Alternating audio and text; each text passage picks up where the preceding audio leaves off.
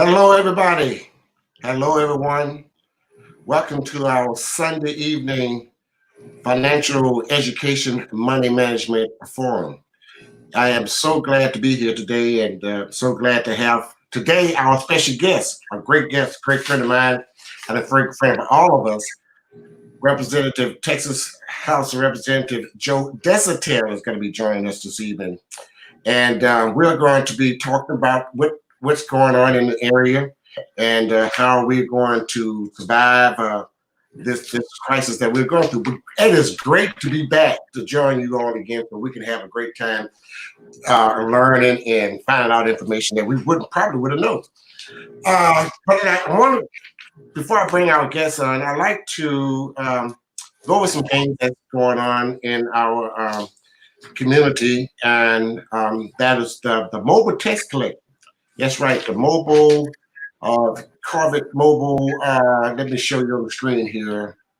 Yes, the COVID-19 mobile test collection is coming to Beaumont, Texas, May 5th, from 9 a.m. to 6 p.m. It's going to be located at 747 College Street, right here in Beaumont. It would be screened to see if you have fever or chills, cough, dry or productive cough, fatigue, body aches, muscles or joint pains, shortness of breath, sore throat, headaches, nauseated or vomiting or diarrhea, nasal congestion, and loss of taste or smell. These are the important symptoms that they're going to be testing for. And you can see at the bottom of the screen is the COVID-19 mobile test collection. To register, visit txcovidtest.org or call 512-883-2400. And the tests are conducted by appointment only. So make sure you make your appointment to visit the COVID-19 mobile test collection. So they're going to be running tests on Tuesday, again, Tuesday morning from 9 a.m. to 6 p.m. at 747 College Street here in Beaumont. Hey, make sure you share this page. Make sure you share this page with your friends, neighbors, family, relatives, next door neighbor, whoever. Let's share this page. Let's give this part of information to all our friends and neighbors and loved ones. We have some great shows coming up too. Let me just go over that before we bring out our super guest star. Next Sunday, no, when I'm done with that, turn that around. Next Tuesday, that's right, next Tuesday, I'm going to have live with us. That's going to join us on next Tuesday, this Tuesday coming, May 5th. Dr. Shannon Allen, BISD superintendent. She was going to be sharing us information, sharing some super important information about what's going on in the Beaumont Independent School District for the remainder of the school year. Maybe we can try to find out what's going on, where the plans are going forward to the next school year, 2020-21 school year. So that's going to be great to have Dr. Shannon Allen here joining us next Tuesday, May 5th at 8 o'clock. That's at 8 o'clock on Tuesday.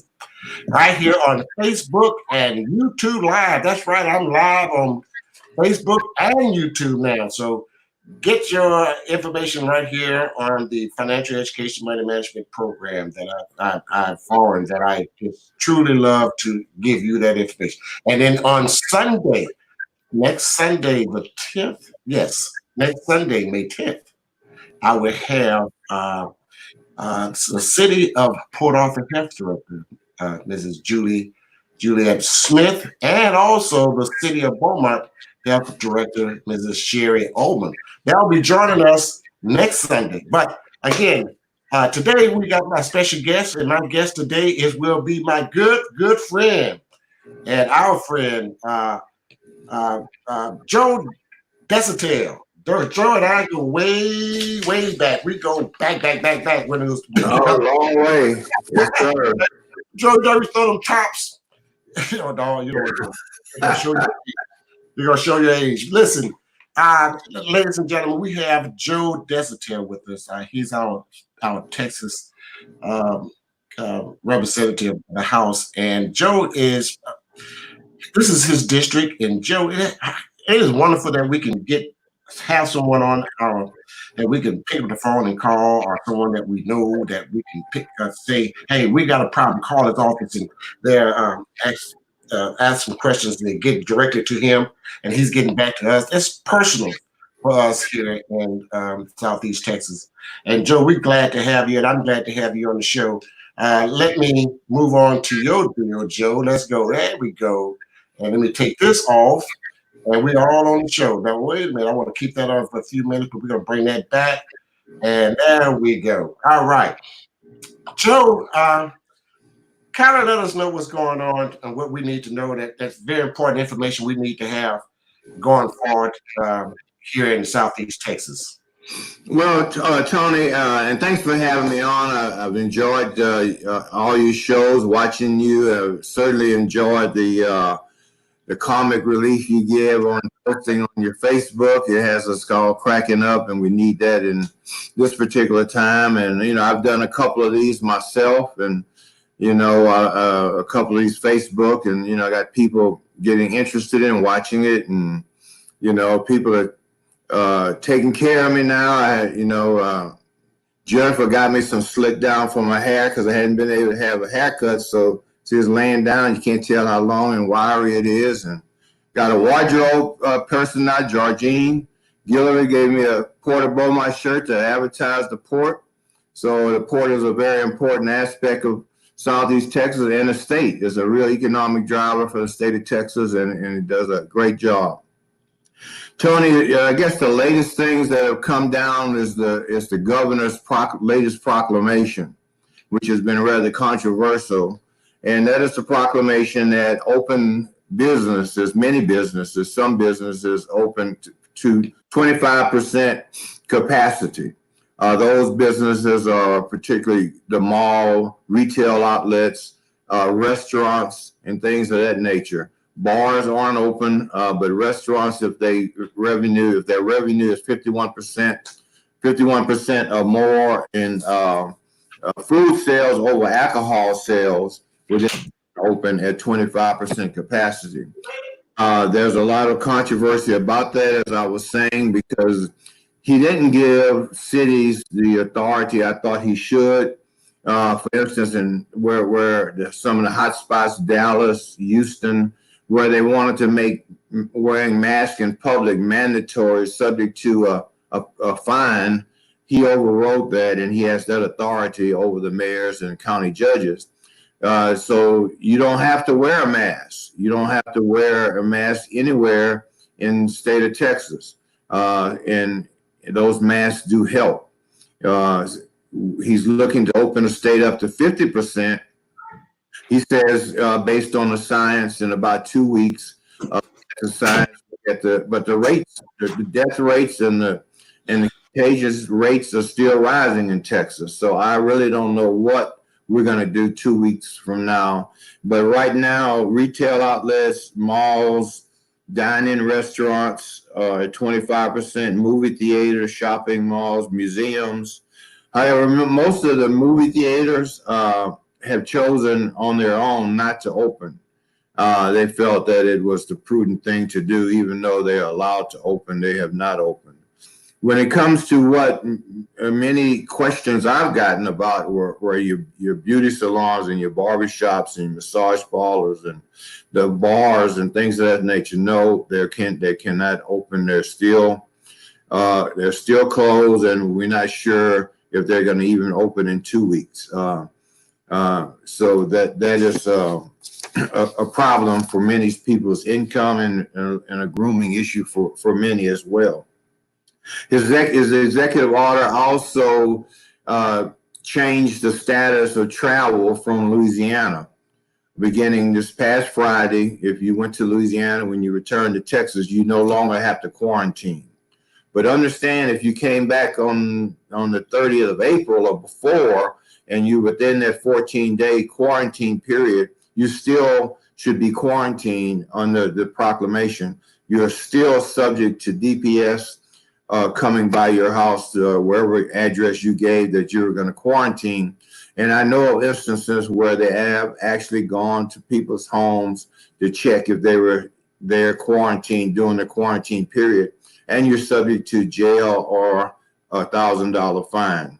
But if you came back beginning this Friday, that is no longer the case. You can freely travel in and out of Louisiana back into Texas without having to quarantine. That was one of his latest proclamation. And one of the other is your DPS. We get a lot of calls about DPS offices. Well, my driver's license has expired. Well, you can do that online if you just need to renew your driver's license.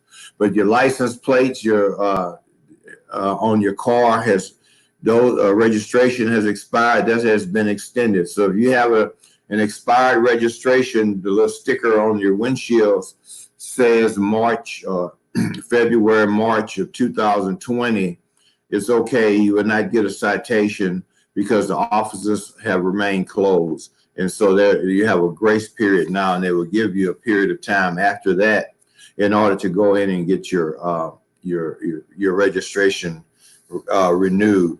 A really big issue for people continues to be, unfortunately, unemployment insurance. And whether you qualify for unemployment insurance or not. Texas has paid out over $3 billion already since March 14th in unemployment benefits, and processed over 2 billion calls have come into the office, not claims, but calls have come into the office. We have 1,200 workers answering the telephone, but they're averaging about 600 calls per day, so they can't answer that many. So you're still getting busy signals. I know it's very frustrating. I've never been able to get through the phone line. And when I've tried to call it, I get a busy signal all the time. But people are getting through because we pay so much out in benefits. So many claims have been processed. Over, 1.8 million claims have been processed. So people are getting through, so don't despair. You will get through. And the good thing about it is once you get through, when your payments start, they're retroactive back to your qualifying date. So if you were laid off due to the coronavirus back at the end of February and you didn't get through until May, those back payments, you will get that. One thing you need to understand, though, all these unemployment benefits, including the $600 per month, is taxable income. So if you're making $1,000, $600 a week, you could possibly be making $1,000 a week for unemployment from February through July 25th is the end of the $600. That's a significant amount of money at $1,000 or $1,200 or $1,400 a week. That is taxable. You do have to pay federal income tax on those dollars. So please set some of those dollars aside because it is taxable income. Who qualifies for that? Anyone whose job was affected negatively by the corona virus, by the virus. Even if you are self-employed, a one-man, one-woman operation, and you're affected by this, you can apply. Okay, so you didn't file any income tax last year because you didn't make enough money. You were below the threshold, but that was your business. You cut yards, you cut hair, you had a licensed business or an unlicensed business. Cutting hair is a licensed business, cutting yards is an unlicensed business. But both of those qualify if that was your source of income. If you don't have proof of that income, you go to the minimum amount per week, which is $207. $207 paid by the state, $600 paid by the feds. That's $807 a week with no proof of income, which is maybe more than you were making in some jobs, but that's what you qualify for. And if you do file an amended return or file a return and can establish your income was greater than that, you will get back pay for the difference. So say I didn't think I was employed. I didn't think I could file income tax. I had a small business. I cut yards around the city of Beaumont, and but I didn't pay any income tax. And now, because of coronavirus, nobody wants me to come to the house. I've been affected by this. I'm no longer able to do my job. I had a helper. He's no longer help me. So yes, file for unemployment insurance, and even though you don't have proof, you can still qualify. What if you had a regular job and you had a part-time business? If you had a part-time business and a regular job, and your part-time business suffered, you can still apply for unemployment benefits. If you were laid off and your part-time business, can you apply for benefits for both? No, you can only apply for one, but you can use the income from both in order to determine how much, because the more money you make, the more your unemployment benefits are. So if you had a full-time 40-hour-a-week job and you had a part-time weekend job, and they brought in $4,000 a month or $5,000 a month, that is, you add those two together if both of them were affected. If my job went from 40 hours a week to 30 hours a week to 10 hours a week, do I qualify? I'm still working. Yes, you qualify for the difference.